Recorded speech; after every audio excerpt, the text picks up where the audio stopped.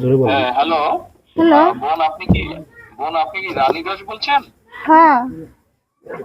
বোন আমি তারিক বলছিলাম আমি লন্ডন থেকে। আহ, আপনার ঘটনাটা তো সারা দেশের মানুষ দেখেছে এবং কম বেশি সকল মানুষ জানে। আমি আপনার সাথে কথা বলতে চাইলাম শুধু এতটুকু বলার জন্য যে আপনারা এই বাংলাদেশেরই মানুষ এবং আপনাদের সাথে যে অন্যায় হয়েছে বা আপনাদের প্রতি যে অন্যায় হয়েছে, আমাদের দল আপনার পরিবারের পাশে আপনার পাশে থাকবে। আমরা যতটুকু সম্ভব আপনারা যাতে ন্যায় বিচার পান, আমাদের দলের পক্ষ থেকে আমরা সেই সর্বোচ্চ চেষ্টা করব। এই মুহূর্তে বোন এতটুকুই বলার জন্য আপনাকে আমি আপনার সাথে কথা বলতে চাইলাম।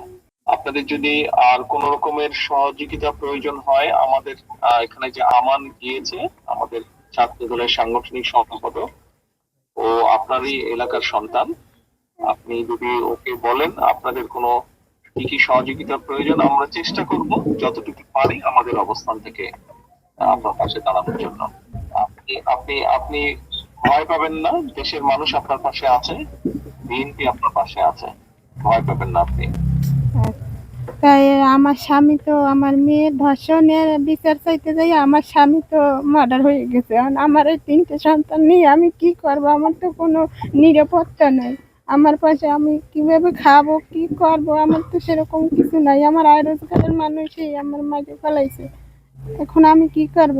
আহ আমি আমার নেতৃবৃন্দকে বলেছি, আমার নেতৃবৃন্দ ওখানে যাচ্ছে, আমান ওখানে আছে।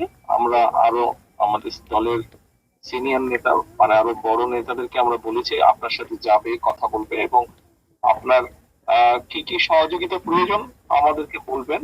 কতটুকু পারবো জানি না, তবে আমরা অবশ্যই চেষ্টা করব আপনার পাশে দাঁড়াতে এবং আপনি যাতে আপনার প্রতি যাতে আইনের শাসন আপনি পান, যাতে আপনি ন্যায় বিচার পান, সেজন্য আমাদের দলের যারা উকিল আছেন, লয়ার আছেন যারা, তাদেরকে আমরা সেইভাবেই নির্দেশনা দেব যাতে আইনগতভাবে আপনাকে সহযোগিতা করে। আমার স্বামী মারা গেছে আজকে 6 দিন হয়ে গেল, কিন্তু এখন পর্যন্ত পুলিশ কোনো আসামি ধরতে পারলো না। পুলিশ এখন কি করে, তদন্ত করে না কি, আমি তো সেটা জানি না। আমি তো আমার স্বামীর সঠিক বিচার আমি চাই। আর আমি এই 3টে ছেলে পোলাপান নিয়ে আমি কি খাবো?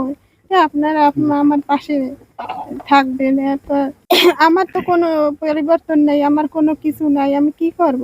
আহ আপনি টেনশন করেন না, আপনি টেনশন করবেন না, আমরা একটা দেখি আপনার জন্য আমরা কি ব্যবস্থা করতে পারি।